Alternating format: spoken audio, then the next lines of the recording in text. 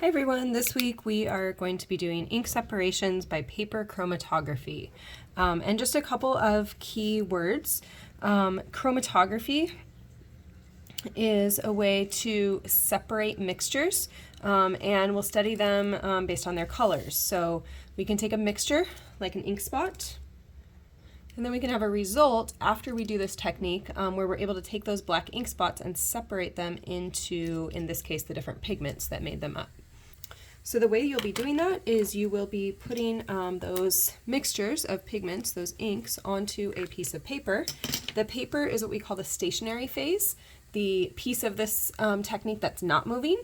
We've got our ink samples, and then you're going to have some kind of container with a liquid in the bottom, and this paper will sit inside of that container, and the mobile phase, or the liquid, will move up the paper again until you get a result that looks something like this, where the liquid, the mobile phase, pulls the inks up the paper. All right.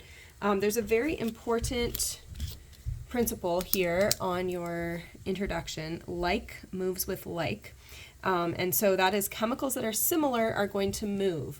So if my mobile phase is moving up, then whatever's like the mobile phase will move with it. And so I'm able to look at this picture then and say that the blue pigment here and the purple and then kind of that turquoise blue, those are most like the mobile phase.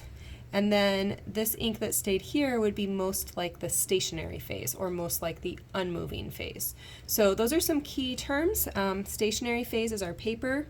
Mobile phase is going to be our liquid solvent that moves up. And so with that technique, we're going to answer a couple of questions today. You're going to find out which kind of paper gives good separations. And I would say that this is an example of good separations where I'm able to see a difference between the markers and also see different pigments kind of parting ways from each other. That's what a good separation does. So you'll look at different types of papers. You'll use different solvents, and solvent in this lab is just going to be another word for liquid. And you'll be thinking about, which combination let me tell the difference between the three inks. You've got some things to collect, and you'll see that in the actual procedure video. But basically 3 ink pens, like the 3 blacks that I grabbed, and anything water soluble tends to work well. You'll be grabbing a couple of organic solvents, things like nail polish remover or makeup remover. And then you'll have equipment, 1 to 3 glass, preferably cups, 3 or more types of paper, including 4 pieces of chromatography paper that you should have received in your lab kit. If you didn't have that, then you'll have to just work with what you have around at home. Ruler, pencil, and then maybe some other paper and solvents to work with. Always, always we want to think about safety. So let's say you grab some nail polish remover. Always make sure you follow the safety and disposal directions on the back. So warning, extremely flammable, and then it gives you some tips here for how to use it, keep it ventilated, where to have it, what to do in case you have an accident. So always follow those directions. And you can also look on the ingredient list. The top ingredient will be what you can call your solvent or your liquid that you were using. All right. So in part A, you're going to be setting up 3 containers. 1, 2, 3. And into those containers, you'll have a paper that goes into each of them. And that paper is going to look like this one that I made here. All right, so each paper will have 3 spots of ink on it. And into each of these containers, a little bit below the spots, all of them are going to use the same solvent, which is water. Okay, so you will have 3 different types of paper, 3 inks on each of them, and then we'll use the same solvent for all of them.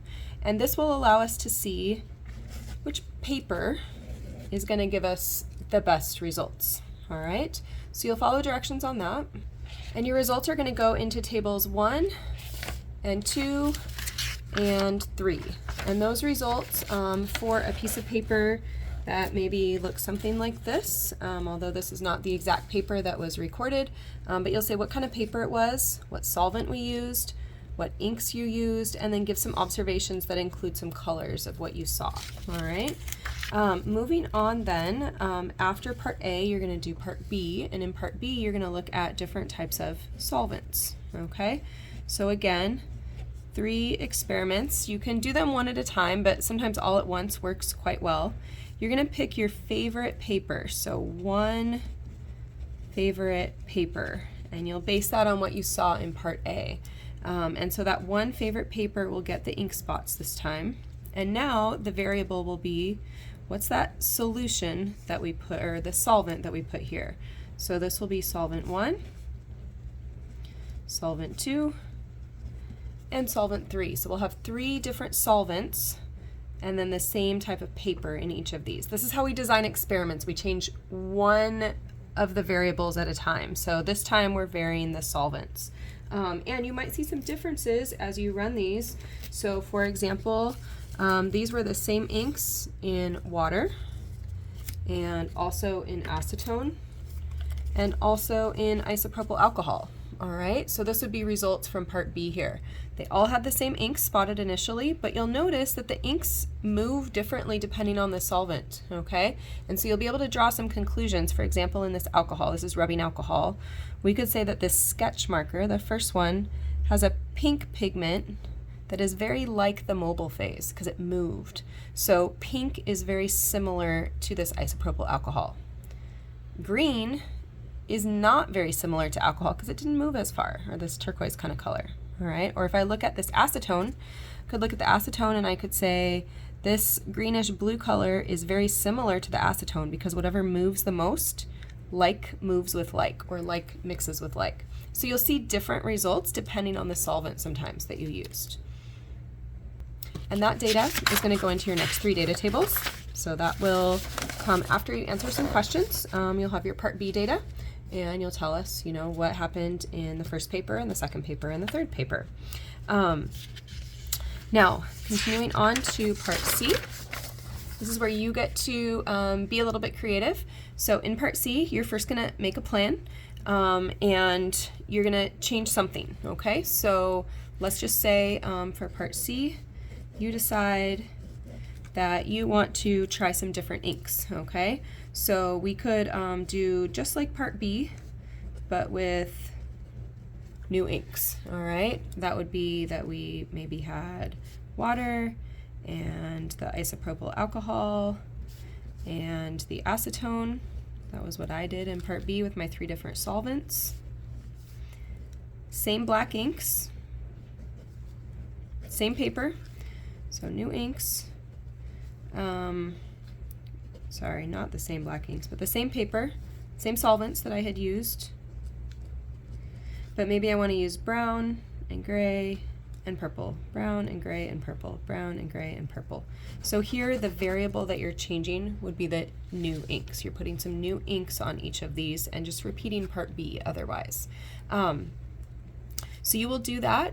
As you do these experiments, I want to remind you that these take about 1 or 2 or 3 minutes, okay? So if an experiment doesn't work, especially on part A or B, just redo it, okay? Get a fresh piece of paper, put your spots back on it, and do it again. So don't be shy to repeat this. Also, make sure you take pictures throughout the experiment so that you've got some pictures at the end of the day. And so for each part, especially if you do these all at once, this might just be 6 total pictures. 1, 2, 3, 4, 5, 6. Or more if you only have 1 container, so you're doing 1 at a time.